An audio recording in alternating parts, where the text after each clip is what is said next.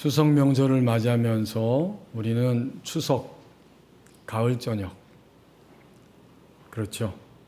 하나의 농사를 마치고 여유 있는 마음과 또 풍성한 마음이 되어서 함께 쉼을 얻고 싶은 이러한 마음을 담고 지내는 것이 명절입니다. 추석 명절이죠. 이 추석 명절에 많은 분들은 여행을 떠나고 또 당연히 가족들을 만나면서 그 모든 과정 속에는 한 가지의 목적이 있음을 우리는 알 수 있습니다. 곧 우리의 일상 그동안 살아온 시간들이 너무나 고단하고 어렵고 고통스러운 것이 바깥에도 있지만 사실은 오늘 예배하는 나의 내면 안에도 있기 때문에 어떠하든지 이 포로된 모습에서 나는 벗어나고 싶다. 이것이 현대인들이 가지고 있는 가장 큰 갈망 중에 하나일 것입니다. 오늘 본문의 말씀 1절에서 3절 말씀을 보십시오. 에스겔 선지자를 통해서 인간이 이 땅에 사는 동안에 포로기를 반복적으로 지나가게 될 것을 다시 한번 말씀하고 있습니다. 이 당시 하나님의 백성들은 에스겔 선지자의 예언의 말씀을 들으면서 자신들의 갈망이 무엇인지, 자신들의 정체성이 무엇인지를 끊임없이 알려주는 그 말씀을 들으면서 깨닫고 있고 깨닫지만 또다시 깨닫지 못하는 이런 일을 반복해서 그들의 삶 가운데 드러내고 있습니다. 이미 여러 번 함께 말씀을 나눈 것처럼 하나님의 백성들은 솔로몬 왕이 죽은 다음 그때부터는 안타깝게도 북왕국과 북쪽의 이스라엘과 남쪽의 남왕국으로 분열이 되었고 북쪽 이스라엘이 아수르에 의해서 멸망을 당하고 남쪽 유다가 왕위를 계속해서 이어오다가 바벨론이라고 하는 제국에 의해서 1차, 2차, 3차에 걸쳐서 포로 생활하고 마침내 멸망하게 됩니다. 다니엘과 같은 그러한 왕족과 귀족들이 1차로 그리고 여호야긴 왕 때는 왕 자신과 고위관리와 또 기술자 1만 명이 포로되고 마지막 세 번째 포로 시간 남아있는 유다 땅에 힘없고 가난하고 빈천한 자 외에는 모두가 다 끌려감으로 남유다도 멸망을 당하게 됩니다. 다 사로잡힌 거죠. 에스겔 선지자가 이 예언의 말씀을 선포할 때에 그들은 2차 포로로 바벨론 땅에 머물고 있었고 에스겔 1장 1절에서 가르쳐주는 것처럼 내가 사로잡힌 바 되어서 있을 때에 하나님이 에스겔에게 나타나셔서 너희의 포로됨을 보아라. 너희의 포로됨이 무엇인지 아느냐? 이것을 분명하게 말씀해 주기를 원하셨습니다. 그런 거로 에스겔서 전체를 볼 때에 지금 2차로 에스겔과 함께 포로 생활하는 백성들의 마음에는 아직까지 열망이 있어요. 당연하죠. 우리처럼. 지금 두 번째 바벨론 땅에 억울하게 답답하게 사로잡혀 와 있지만 반드시 기회가 주어지면 그리고 기회가 주어질 것인데 우리는 돌아갈 것이다. 하지만 바로 그 시점에 에스겔의 입을 통해서 너희들이 가지고 있는 생각은 죄로 가득 찬 예루살렘은 반드시 멸망할 수밖에 없다. 이 에스겔서 1장에서 24장까지 그들의 희망이 잘못되었다고 분명하게 선포하고 있고 25장부터 32장까지는 이방 민족들에 대한 예언의 말씀이면서 이제 오늘 본문이 포함된 에스겔서 33장부터 48장까지는 예루살렘이 파괴될 것이지만 반드시 그들은 회복될 것이다. 회복이 도저히 불가능한 것 같은 포로 생활이 지속되어서 절망 속에 있을 것이지만 분명히 하나님의 백성을 위하여 하나님은 그들을 포로됨에서 해방시키실 것이다. 특별히 여러분 에스겔서 우리가 오늘 38장이 본문인데 앞에 37장 14절에서 그것을 먼저 이야기해 주고 있습니다. 에스겔 37장 14절에 내가 또 내 영을 너희 속에 두어 너희가 살아나게 하고 내가 또 너희를 너희 고국 땅에 두리니 나 여호와가 이 일을 말하고 이룬 줄을 너희가 알리라. 여호와의 말씀이니라.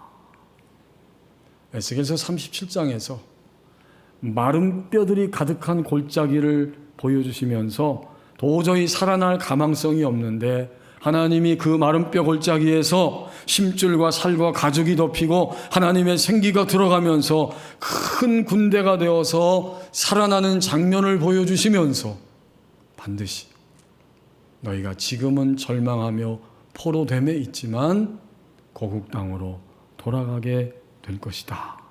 이것을 확인시켜 주셨습니다. 그러면 현재 에스겔의 예언의 말씀을 듣는 사람들은 어떤 사람입니까?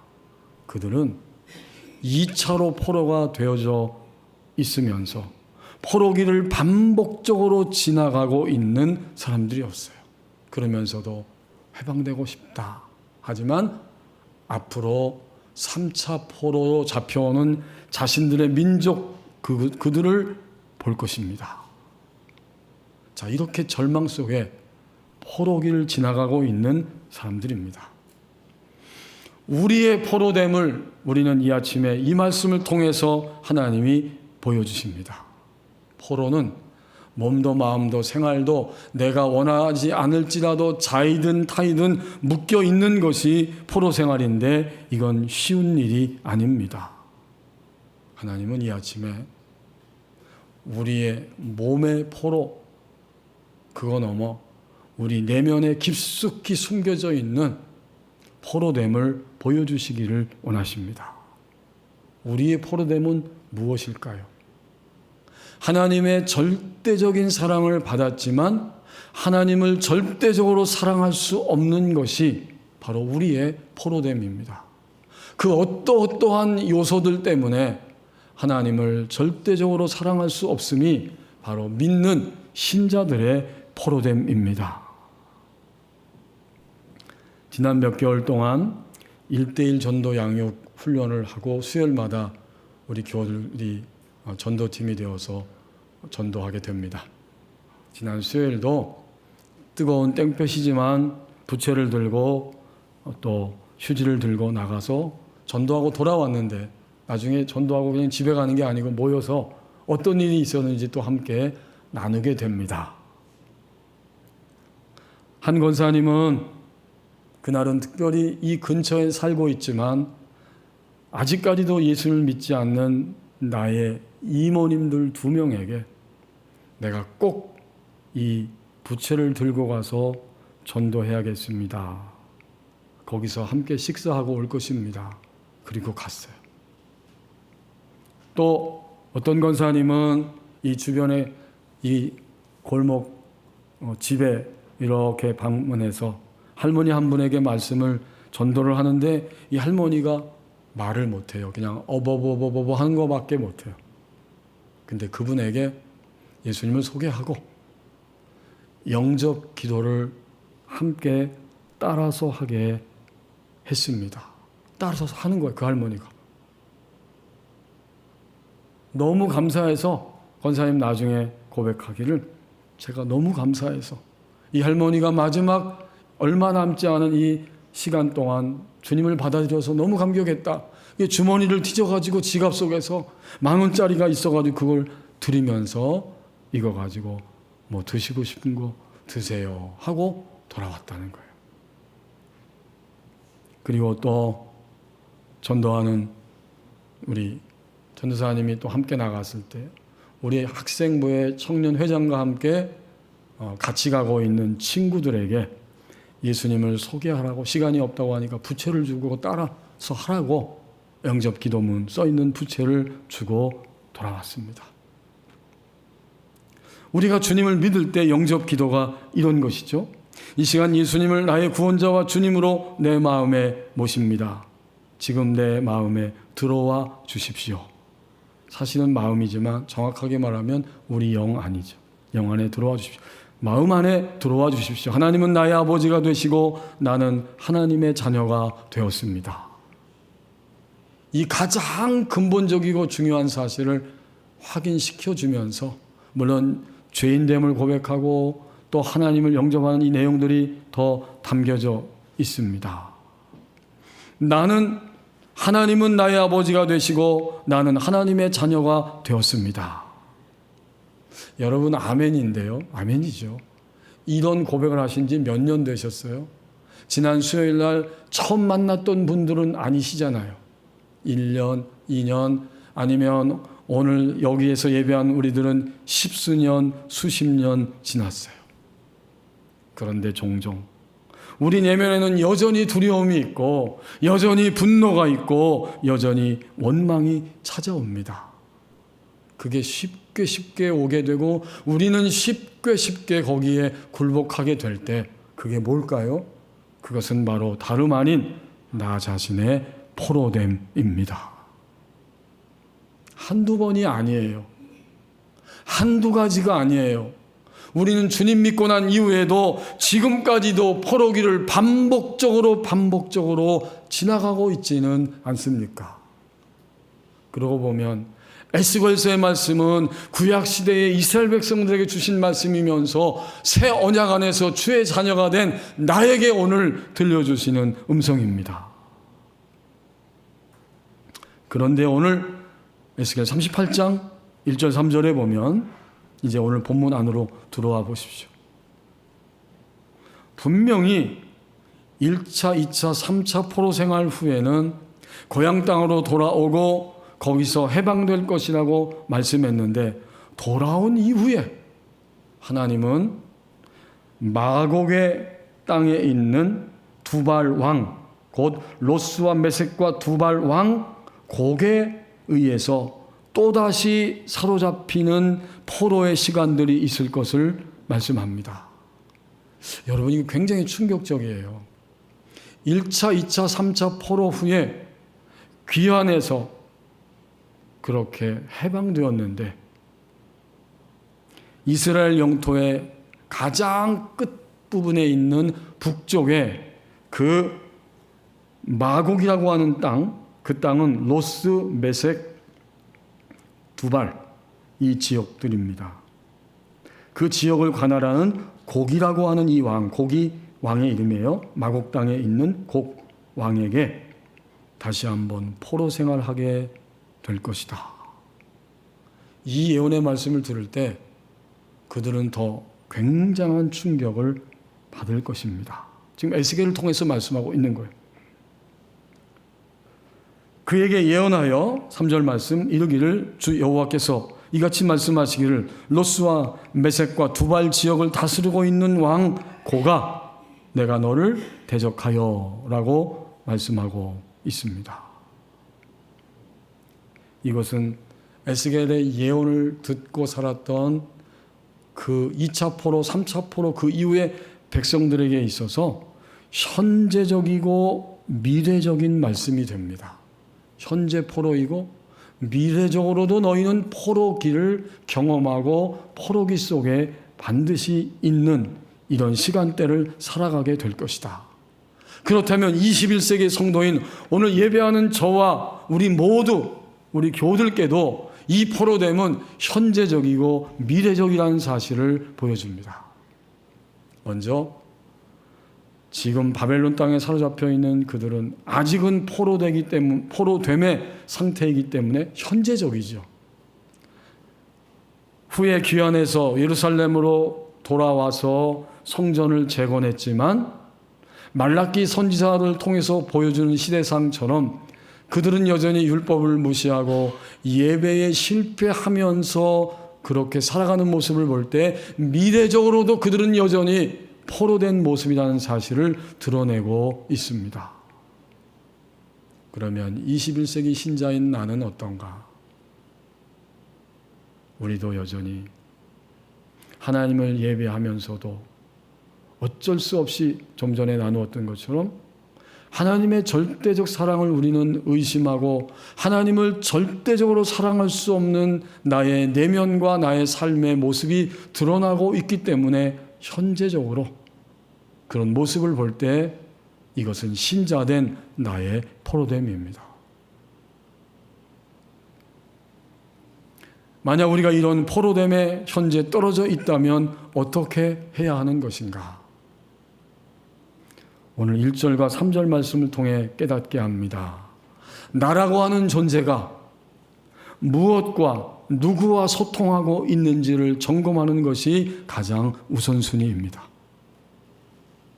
우리는 이미 무엇과 아니면 누구와 소통하면서 지금까지 살아왔어요. 인간의 소통은 긍정적인 소통이 있죠. 최근에도 제가 새벽기도 나오는데 어떤 분이 그 새벽에 가슴에다가 커다란 반려견 한 마리를 품고 이 보자기 비슷한 거 참 쉽지 않을 것 같아요. 어깨에 이 보자기 같은 걸 메고 자기의 사랑하는 반려견을 거기에 넣고 가슴에 딱 품고 그 새벽에 산책을 하기 위해 나오셨더라고요. 그게 뭐죠? 적어도 내 인생에 있어서 나를 알고 내가 호흡할 수 있고 나에게 평안을 주는 존재는 이 반려동물이야. 이건 긍정적 소통이죠. 그렇게 소통하고 있더라고요.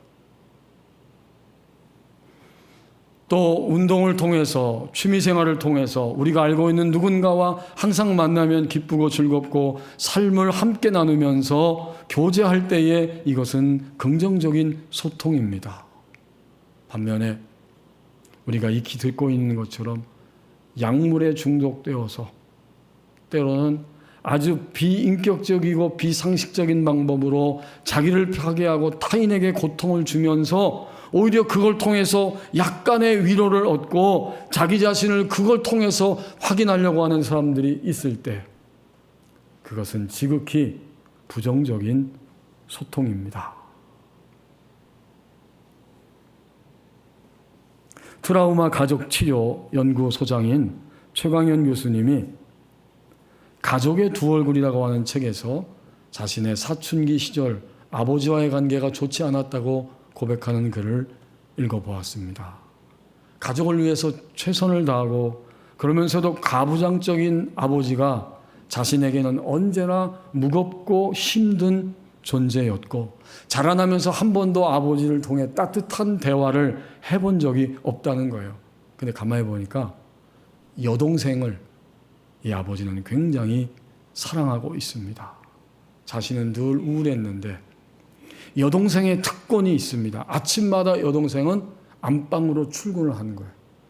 아빠가 직장 나가면 안방에 들어가서 아버지의 호주머니를 뒤져서 거기에서 나오는 동전을 수거하고 그것을 용돈으로 쓰고 있습니다. 자기는 꿈도 못 꿔요. 여동생만의 특권입니다.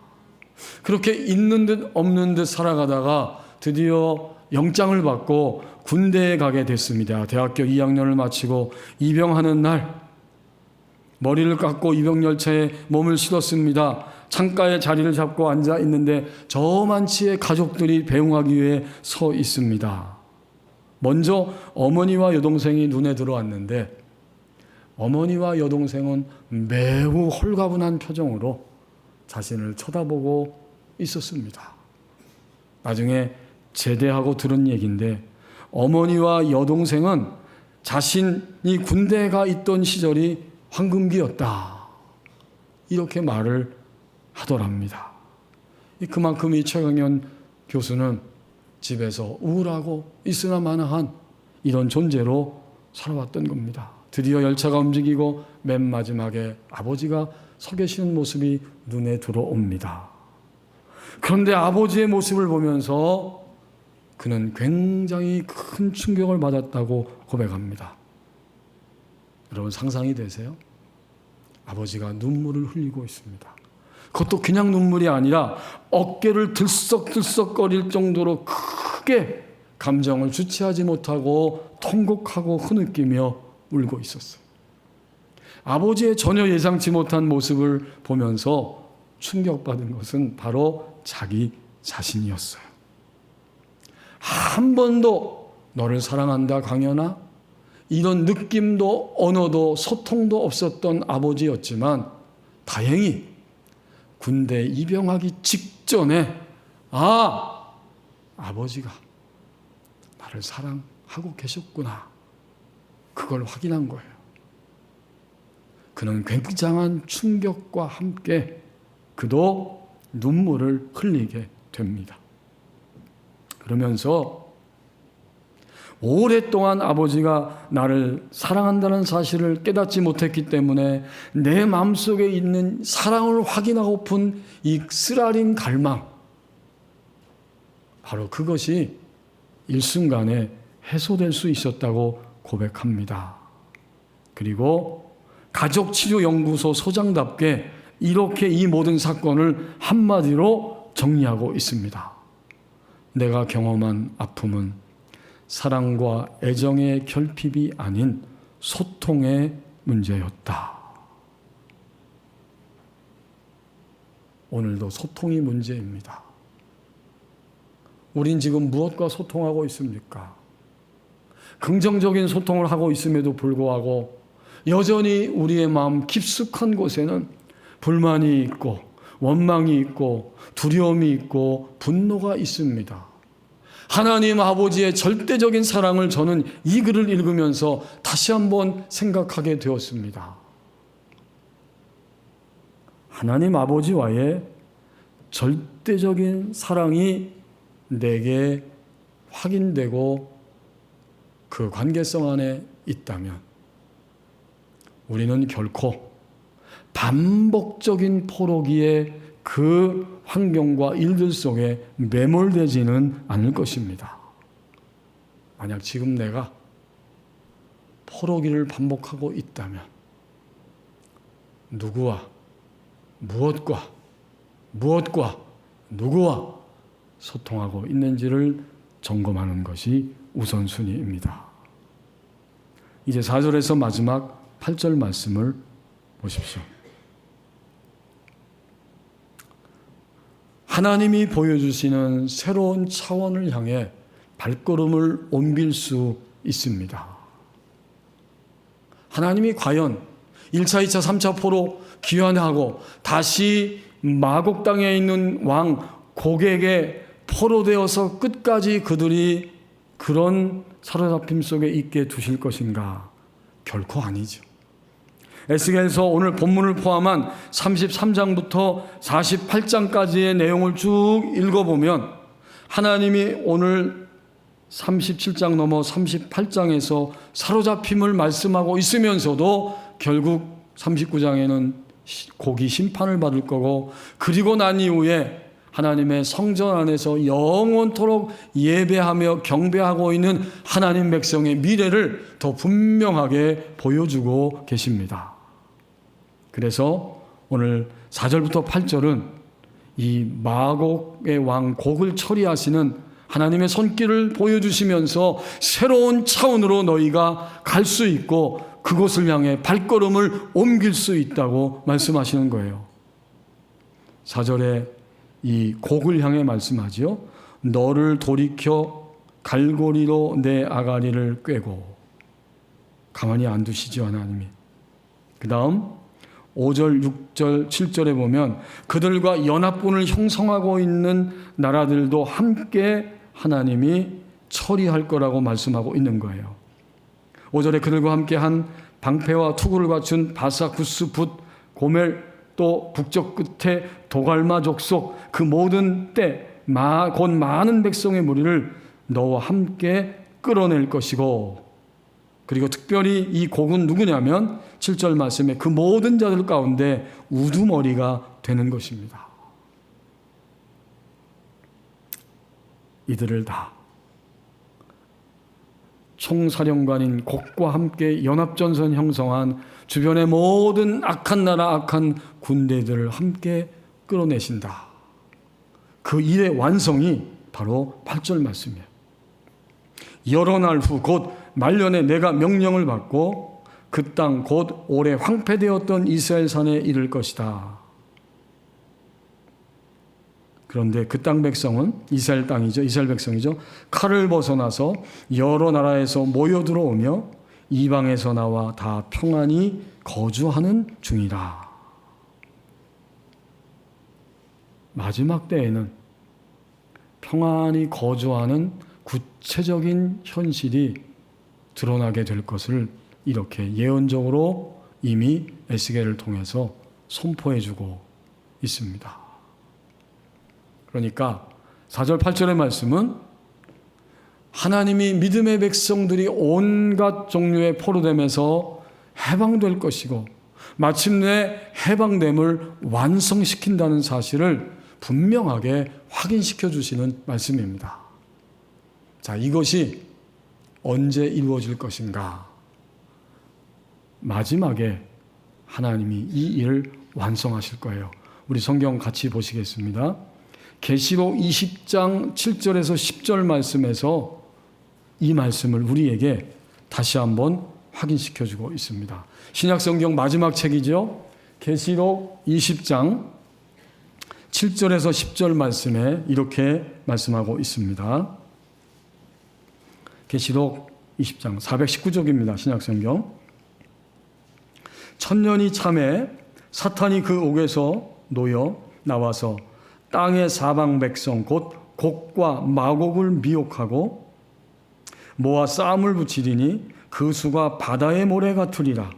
그들이 지면에 널리 퍼져 성도들의 진과 사랑하시는 성을 두름에 하늘에서 불이 내려와 그들을 태워버리고 또 그들을 미혹하는 마귀가 불과 유황못에 던져지니 거기는 그 짐승과 거짓 선지자도 있어 세세토록 밤낮 괴로움을 받으리라. 아멘. 구약시대에 1차, 2차, 3차 그리고 곡과 마곡 땅에 있는 그 곡 왕에 의해서 끊임없이 포로됨의 상태에 사로잡혀 있을 것을 예언적으로 선포해 주면서 인류가 이 지상생애가 끝나는 날까지 이 포로됨의 존재와 상황은 끊임없이 일어날 것이지만 하나님이 에스겔 선지자 시대에 그들을 먼저 해방시켜 주셨고 그 이후에 오늘 주님을 믿는 우리들도 반드시 하나님은 마지막 때에 완전한 해방을 시켜 주신다. 이 확신을 사도 요한을 통해서 보여주고 있는 겁니다. 7절에 천년 왕국이 지나가고 사탄이 옥에서 잠깐 놓이게 될 때 사탄이 뭘 하는가 봤더니 땅에 있는 사방의 백성들 곧 곡과 마곡을 미혹하고 모아서 싸움을 붙일 것이다. 이 사탄이 벌써 에스겔 선지자 시대에 사람들을 포로됨으로 끌고 가고 있는 곡과 마곡처럼 악한 영의 충동을 받아서 세력화된 이들을 통해서 다시 9절 말씀, 그 당시 성도들과 21세기 오늘의 성도들의 진, 그들의 모임과 삶과 터전, 사랑하시는 성, 교회와 모든 일상 속 그것을 포위하면서 포로되게 하기 위해서 공격하겠지만 이번에는 하나님이 직접 심판하시는 거예요. 어떻게? 하늘에서 불이 내려와서 그들을 태워버린다. 그리고 마침내 마지막 원수인 사탄도 영원한 불못에 던져 심판을 하신다. 최후의 심판이 오게 되는 거죠. 이 말씀은 오늘 반복적으로 포로기를 지나는 우리에게 무엇을 말씀하고 있는 것입니까? 우리는 하나님이 보여주시는 새로운 차원을 향해 지금도 해방의 발걸음을 옮길 수 있다. 이것을 분명하게 확인시켜 줍니다. 우리는 지금입니다. 지금 그 해방의 차원을 향해 발걸음을 옮길 수 있고 마지막에 영원한 해방의 역사를 하나님 반드시 주십니다.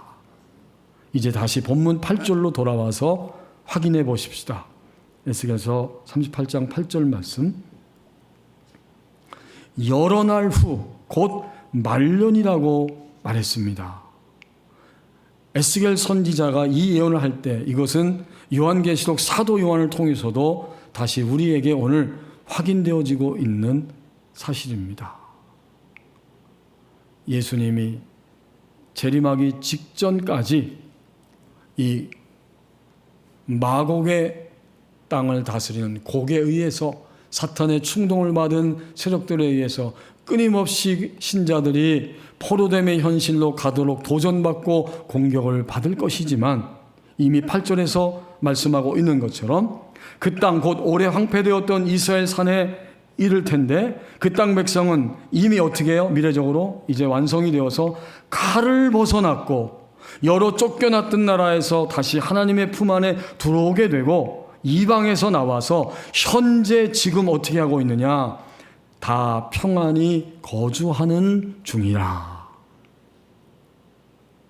이미 현재적으로 예수 그리스도를 믿고 난 이후에 끊임없이 포로됨에서 나오면서 평안히 거주하는 중이다.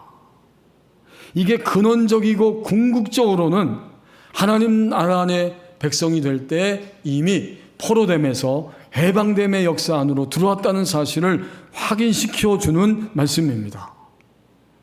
누구에게 확인시켜 주고 있죠? 에스겔 선지자 당시에는 마곡의 왕인 곡에게, 그리고 오늘 예배하는 우리 자신들에게 확인시켜 주고, 세 번째는 우리를 공격하도록 충동질하고 있는 사탄에게 확인시켜 주시는 말씀입니다. 새하늘과 새 땅이 미래적이면서도 현재적이고 이미 여기서 사는 나 자신은 매일매일 이렇게 해방됨의 역사 안에 살아가는 것을 목도하고 경험하게 될 것을 말씀해 주십니다.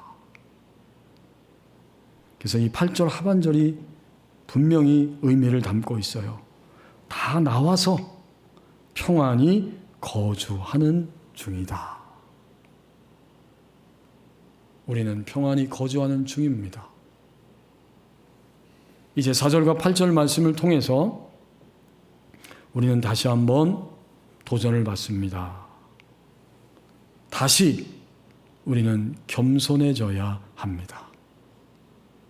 나는 포로됨에서 해방되었지만 여전히 포로됨의 상태로 살아가고 있다.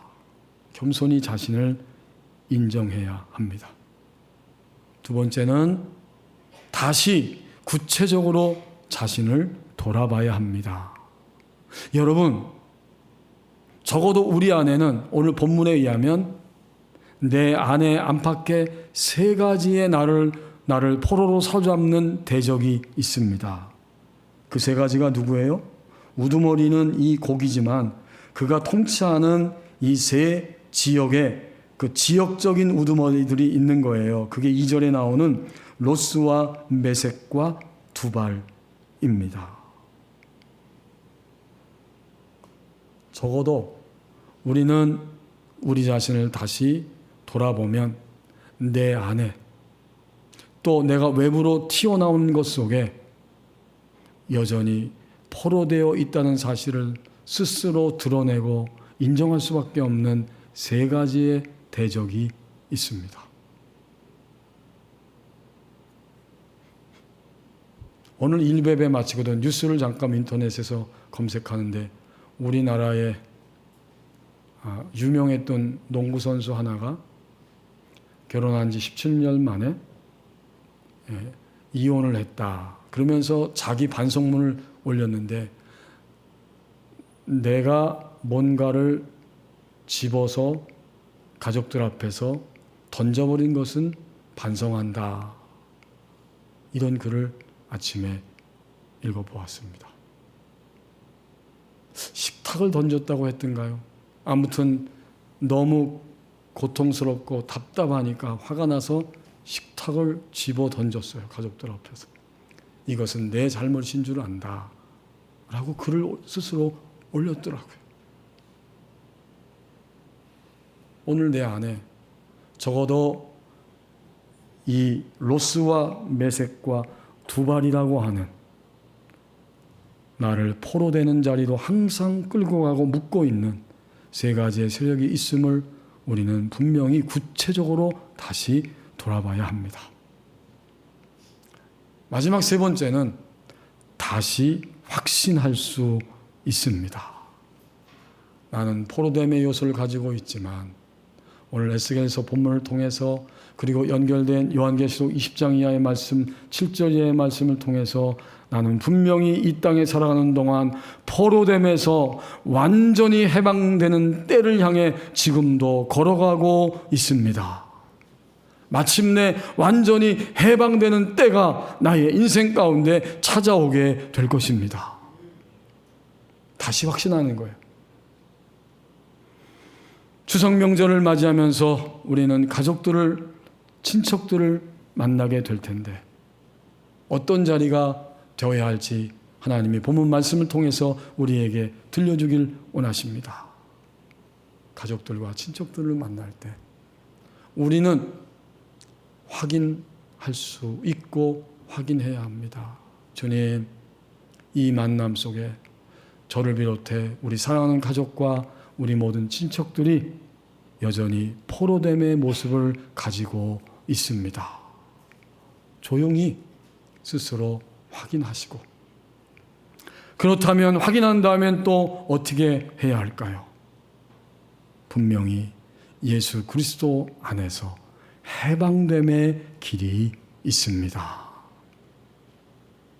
반복적인 포로기를 반복적으로 지나가면서 우리는 이 명절 시간 사람들을 만날 때 해방됨을 분명히 확인시켜주는 이런 축복의 시간이, 해방됨을 함께 나누는 시간이 되어야 할 것입니다. 기도하겠습니다.